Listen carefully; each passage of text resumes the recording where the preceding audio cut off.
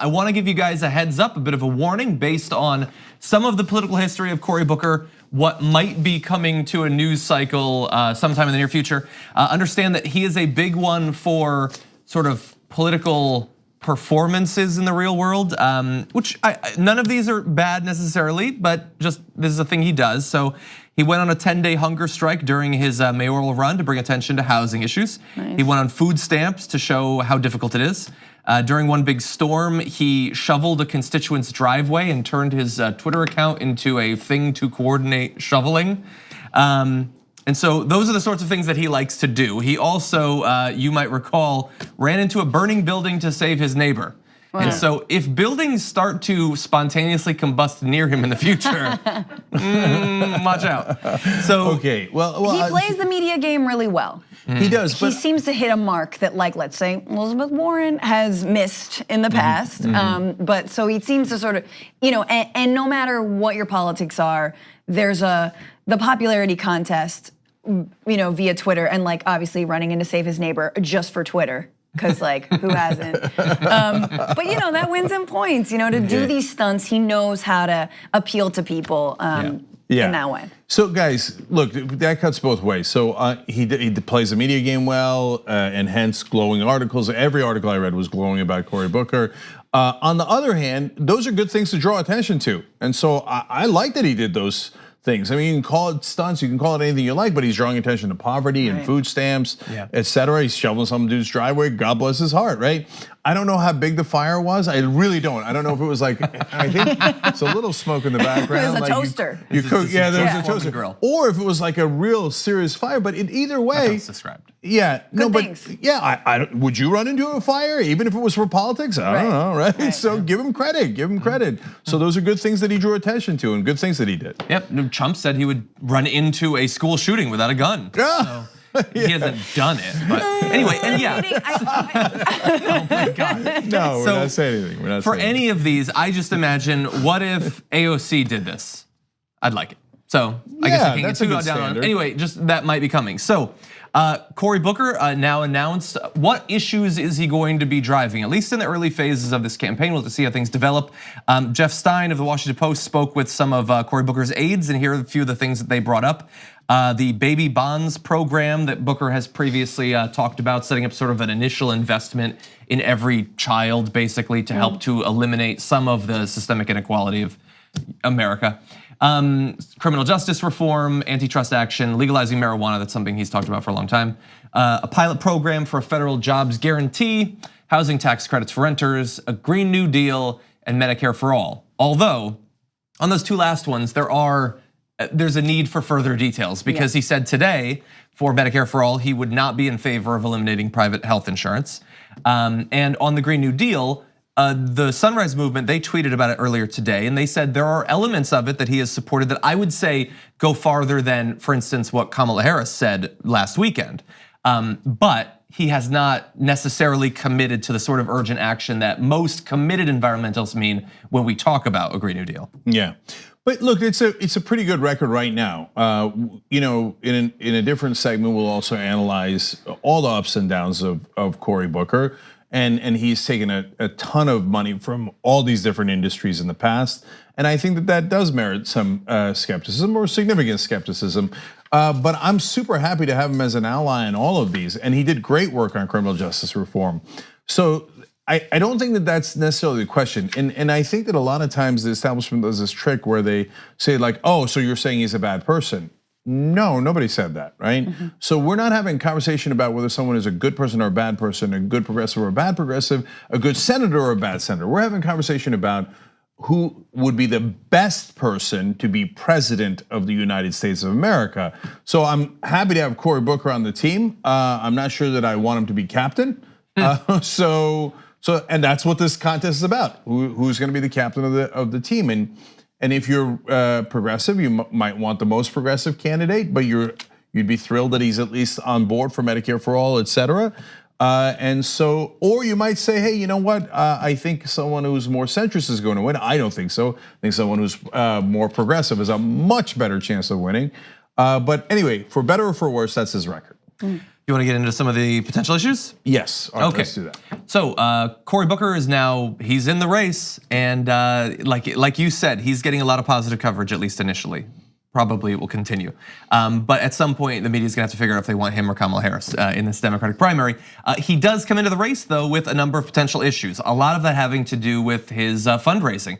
He's a noted great fundraiser, but that often means that they're taking money from people that we would prefer that they do not. So first off, small donors, let's talk about that.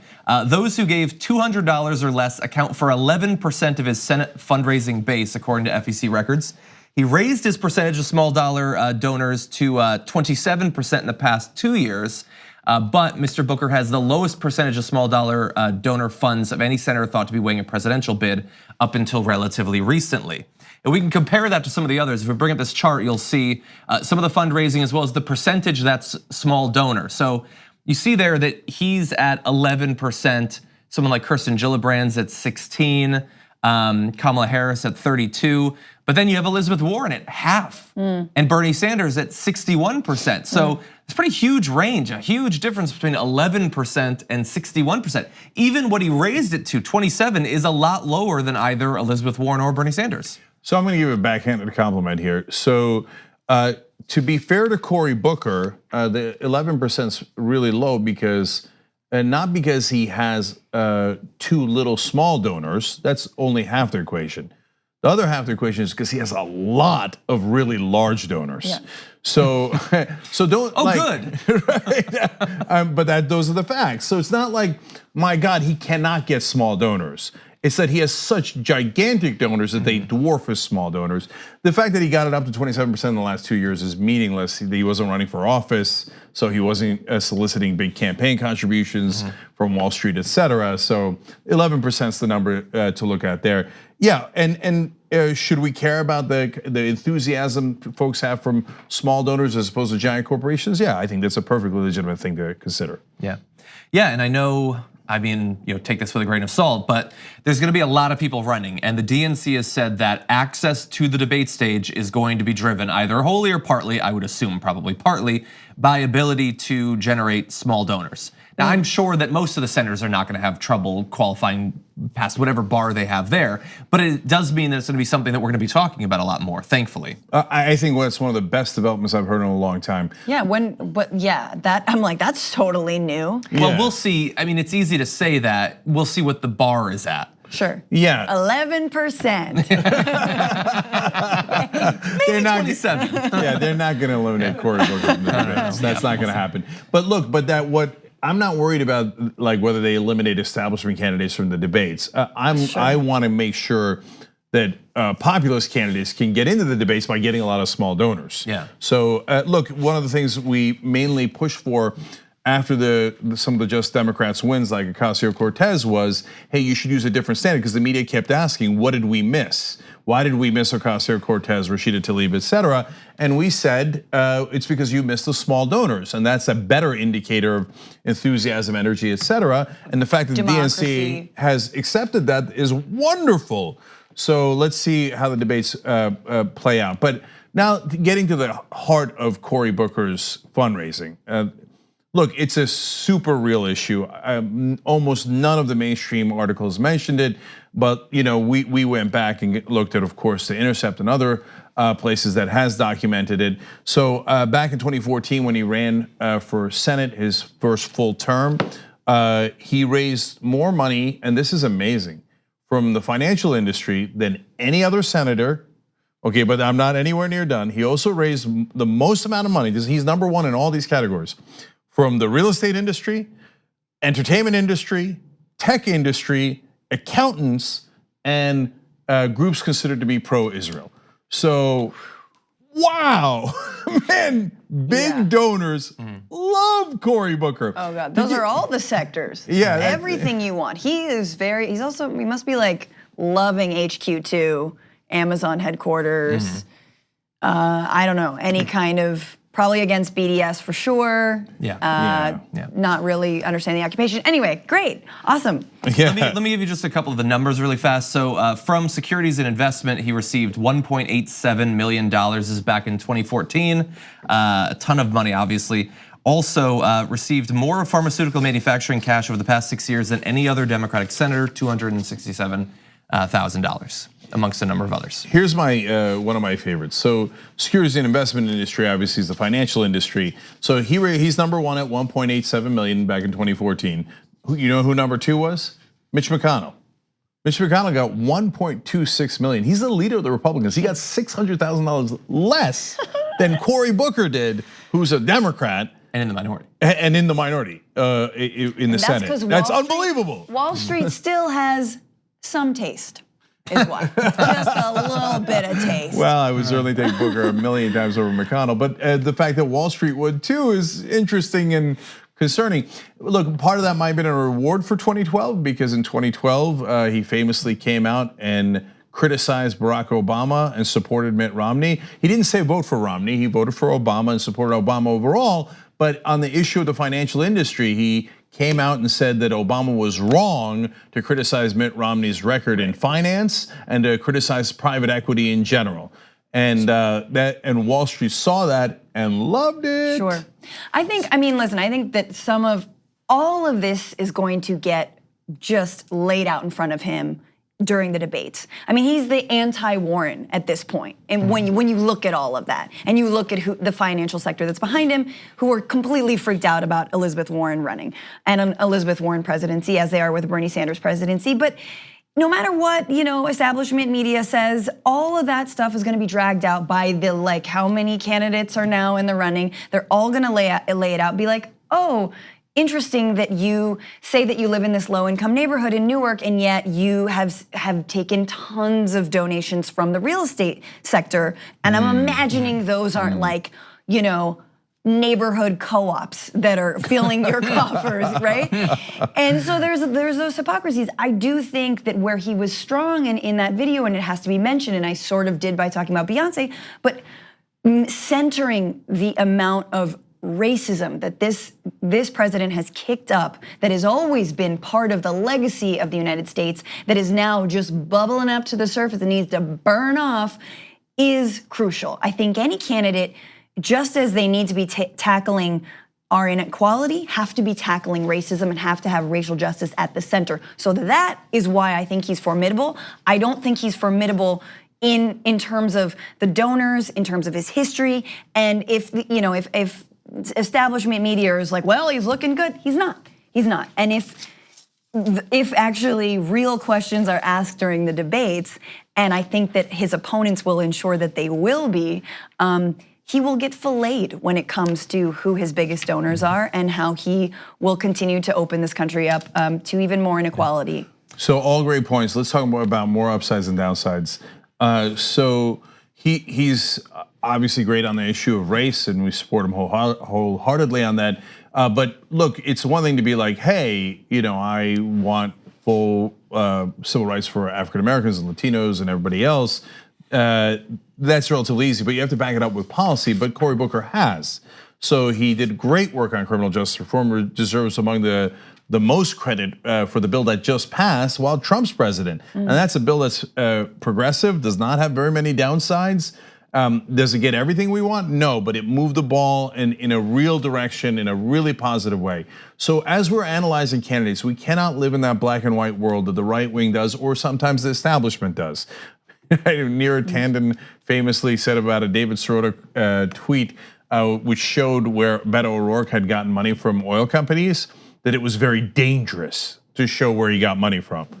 So I guess she's gonna consider this video dangerous because we showed you where Booker got some of his money, but we should not make the same mistake, okay? Do not take credit away from him on the great work that he's done. He went and supported Ben Jealous, who's very progressive, for governor of Maryland, etc. Now, on the other hand, there are things that are of concern, right? So now, okay, no, let me give him one more compliment. When during the Kavanaugh hearings, he was tough on Kavanaugh and he had a good moment there and all that was great, okay? And you need fighters. But that's where part of my problem comes in. So historically, throughout his career, he has emphasized love and unity. And you're gonna say, that's a funny thing to object to, Cenk, okay? But I do, and I'll tell you why. And again, he emphasized in this run, quote, common purpose, and a revival of civic grace. So unfortunately, I don't believe this is a good time to talk about civility. I think this is a good time to kneecap Republicans. And so I'm not interested in finding common purpose with Donald Trump. And if I'm worried that if he, not only in how he would campaign against Trump or any other Republican in trying to find unity that does not exist with the MAGA guys, but I'm even more worried that if he's president and then he's like, all right, let's have beer summits and let's try to see if we can come to agreement with Mitch McConnell on how we should treat Wall Street and pharmaceutical companies. Not remotely interested in that. No, I don't want unity with Mitch McConnell. I want you to kick Mitch McConnell's ass. And accountability for the corruption that we know has been going on, and in, let's say, the amount of money that was funneled through the NRA to the GOP. Like, we still don't know the end of all of the investigations that are unfolding. So I don't want a president to come in, and again, this is one of my biggest criticisms of Obama, of course, is like, oh, war on terror? Forgive and forget, and continue. Like, no, there were war crimes committed and we have to treat them as such. And I'm not saying, lock him up, but I'm not saying don't lock him up, but I'm also just saying let's ensure, and I think some of the Democrats in Congress are really ensuring that we can no longer have a president or a GOP that is as corrupt. Yes, you have to divulge your tax returns, we're gonna safeguard voting rights and all that. So I agree with you. We can't get in there and just play the same middling centrism that actually causes us to lose. And also we forget, because I think the left has been losing for so long, just how far to the right this tablecloth of American politics has been pulled. We gotta re-straighten that, And because we're progressives, I would say pull it to the left, which means there's actually food on the other side, so people get to eat. Yes. So I would also say, look, they're all on CNN all day long saying amazing natural political talents and everything. It's not just that I don't want a person who's gonna focus entirely on unity and bringing us together, which I think is a fool's errand. I also think that pragmatically, politically, I think it's unwise for him in this primary. Yeah, the American people like people who say we're gonna come together, I guess, but I don't think that's the #1 thing that people want or will want in a Democratic primary. I think they want to know that the situation with healthcare is gonna be fixed, that there's gonna be jobs, that we're gonna take climate change seriously, all of these things. And it's not to say that he doesn't have policies hypothetically that would do that, but if he's on a debate stage talking about, loving Mitch McConnell or whatever, okay, that's what you can spend your time on, or you can give me a very good reason to believe that you're gonna confront the biggest issues facing our country with the urgency they deserve. I don't think you can necessarily do both of those things. Yeah, so, and they give him this mantle of being great at politics. I quoted CNN earlier in the show about how he's a powerful contender, raw political talent, all this stuff. He's polling at 3%. Look, I don't wanna judge him too harshly on that. It's early, there's 1 million people in the race. But if you're gonna give him all those accolades, they need to be connected to something, right? Whereas, for example, Bernie Sanders is polling at #2, not #1, Biden is, okay, but or Sanders is polling at #2. Does he get the mantle of raw political talent, etc.? Never, ever, ever, ever, right? Oh, he's awkward, he's this. They find 1,000 negative adjectives but he's polling in the worst poll at 16%. If one guy's at 3% and he's super talented politically and the other guy's at 16%, I would argue that he's a little bit more talented politically. But Cenk, what was Sanders polling at this point in the last cycle? 3%. Well, oh no. Oh my God, here comes Cory Booker. By the way, if Cory Booker, like Bernie Sanders, closes a 60-point lead, now it's too big a field to close 60 points, but has that kind of rise, I would give him tremendous credit for an unbelievable because the mainstream media might believe it, but I would be dramatically surprised, and I would give him credit for being apparently an amazing political talent that I underestimated. So finally, look, it's all about policy, guys.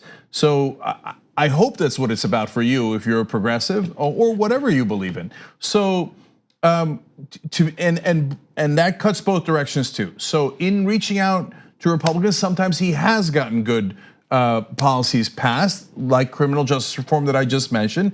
He actually did work with some Republicans to do that. So now, so that's why reaching out to Republicans is not a blanket wrong. It's, again, we don't live in a black and white world. If they have come in our direction and want to do justice reform, or they want to give felons the right to vote as they did in Florida, for example, fantastic. And I'm happy to agree with them because they're agreeing with us. But if you're gonna go in their direction in a situation, as Francesca pointed out, that has been pulled massively to the right, then I'm not at all interested. So which brings us to the drug importation bill. So Bernie Sanders proposes a bill that would have allowed us to import drugs from Canada.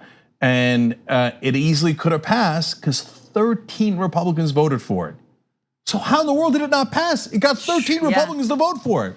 Because 13 Democrats, including Cory Booker, flipped over to the other side, voted with the majority of Republicans, and said, no, you will not have access to cheaper drugs in America. And I want you to be clear. So he said, well, it's because of safety issues. Really? Yeah. And even Governor Tim Pawlenty of Minnesota, a Republican, was like, yeah, really? Show me the dead Canadians. Okay, you show me dead Canadians that died from the horribly unsafe drugs from Canada, and I'll vote in the other direction. And that goes to John's point of these Republicans aren't voting that way because they had a change of heart. They're hearing that from their constituencies, that actually drug prices are a huge concern for them. Obviously, the premise of this bill, by the way, is insane. Like the drugs manufactured in the US are cheaper in Canada, and it would actually be wholly cheaper if we just re-imported them because the Canadian government has like better controls on pricing. We are sick. No, that's right. And so I just want you to understand that the safety issue is pushed by big pharma. That is their number one thing. And unfortunately, since they've captured our government, it worked under Clinton, Bush, and Obama, and now Trump, okay? Safety, they're produced here. The drugs are manufactured here in America. But our government is so corrupt, we're not allowed to negotiate drug prices with the drug companies, whereas Canada's government can negotiate. So it's actually cheaper to make them here, ship them to Canada, and then ship them back, okay? But Cory Booker blocked it. He later changed his vote a little bit and said, well, I introduced safety amendments and I feel like now all of a sudden these dangerous Canadians are a little bit safer. You're telling me, and the mainstream media will tell you, and then you decide if you believe them, that the fact that he was the #1 recipient of pharmaceutical industry donor money did not affect his vote to vote in the same exact way that the pharmaceutical industry wanted him to, using the same exact excuse that the pharmaceutical industry uses, which is that the drugs in Canada are unsafe. Which is why it's hard to believe that he would be running on Medicare for all, or that even if he did run on Medicare for all, that he could be believed and trusted to do that. And as many people have analyzed the Medicare for all landscape, we know that big pharma, those are the Democrats. Like big pharma has the Democrats in their pockets, and Democrats are going to be the biggest hurdles to get Medicare for all. Energy, all that sector, those are Republicans, that's red. But they are gonna be, Democrats like Cory Booker will be the biggest blocks either in Congress or in the White House to getting something like a Medicare for all plan. The TYT Plus app is now available on iOS and Android. Download to get more TYT content at tyt.com/app.